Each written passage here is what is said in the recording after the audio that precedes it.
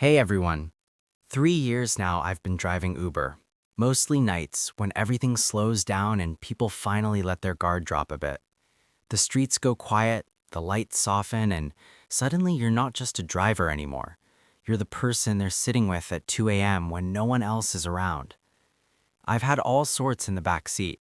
Groups of mates singing off key after a night out, people crying after breakups or bad news, couples arguing in whispers, kids buzzing from their first proper late-night adventure. Most rides are just a quick hello and goodbye, but every now and then, one sticks with you. One changes how you see things. This is one of those. Last Tuesday was different. Picked up a guy at 2 a.m., quiet neighborhood. He got in the back, gave me an address across town. Didn't say a word the whole drive, just stared out the window. When we got there, he didn't get out. "We're here," I said. He looked at the house. Old Victorian, lights off. "I know. Can you wait? 5 minutes. I'll pay whatever." 5 minutes passed, still sitting there, staring at the house. Then he spoke. "I lived here 23 years, raised my kids here. My wife died here, stroke, in the living room. I sold it 6 months ago. Couldn't stay. Too many memories." I didn't know what to say, so I listened.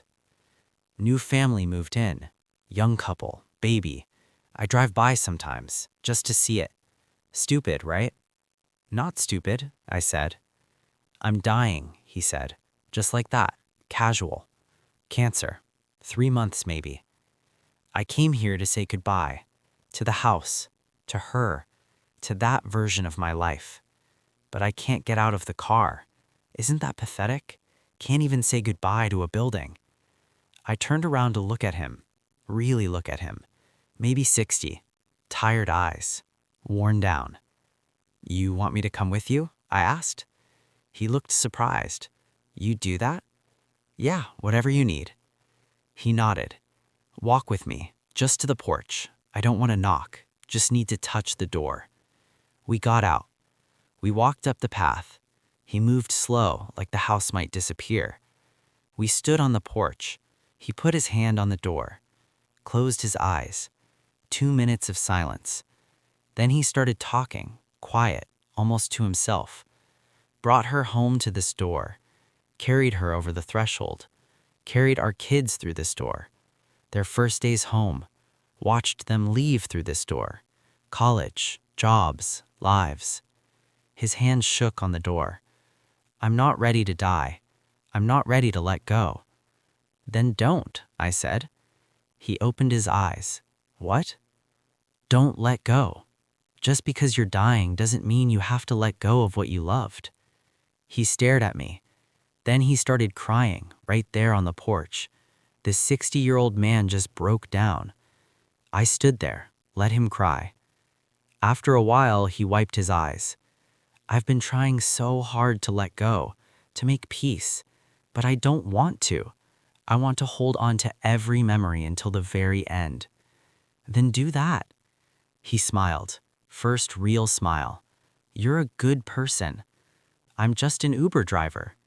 "No, you're the person who walked a dying man to his old front door at 2 a.m. and told him it's okay to not be okay. That's not just an Uber driver." We walked back to the car. He got in the passenger seat this time, not the back. Sat up front with me. "Can you take me somewhere else?" He gave me another address. We drove. He talked the whole time about his wife, his kids, his life. 40 minutes of stories. We got to the address, a cemetery. "I'm not ready to die," he said again. "But when I do, I'll be ready to see her." Does that make sense? "Yeah, it does." He got out, turned back. "What do I owe you?" "Nothing. This one's on me."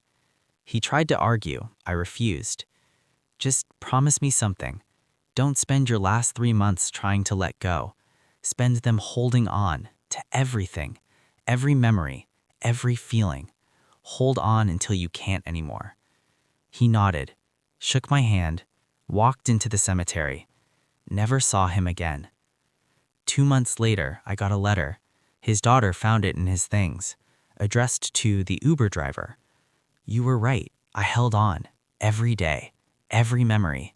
I died yesterday, but I died full, not empty. Full of love and anger and sadness and joy. Full of her. Full of them. Full of life. Thank you for giving me permission to not let go. You changed how I died, and that's everything. And that was the letter, just addressed to the Uber driver, from a man who died full, not empty. I still keep it tucked away in the car. On quiet nights when the app's dead, I sometimes pull it out and read it again. It's a reminder of why I keep doing this job.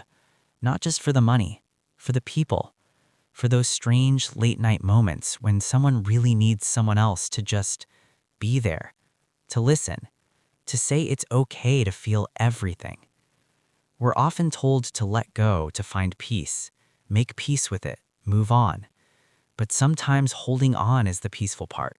Holding every laugh, every argument, every ordinary morning, every tear. Keeping it all close until the very end. That's not weakness. That's love, properly done. If you've ever lost someone, or if you're carrying memories that ache but you don't want to push them away, I hope this gives you a bit of permission tonight. Permission to keep them close, to stay full. And if you've ever had a moment like this, a stranger who showed up exactly when you needed them, a conversation that meant more than words, drop it in the comments. Your stories matter. They remind the rest of us we're not on our own. Thanks so much for staying with me the whole way through. If this moved you, give it a like. Share it with anyone who might need it tonight. Subscribe if you want more real stories from these late shifts, and hit the bell so you don't miss the next one.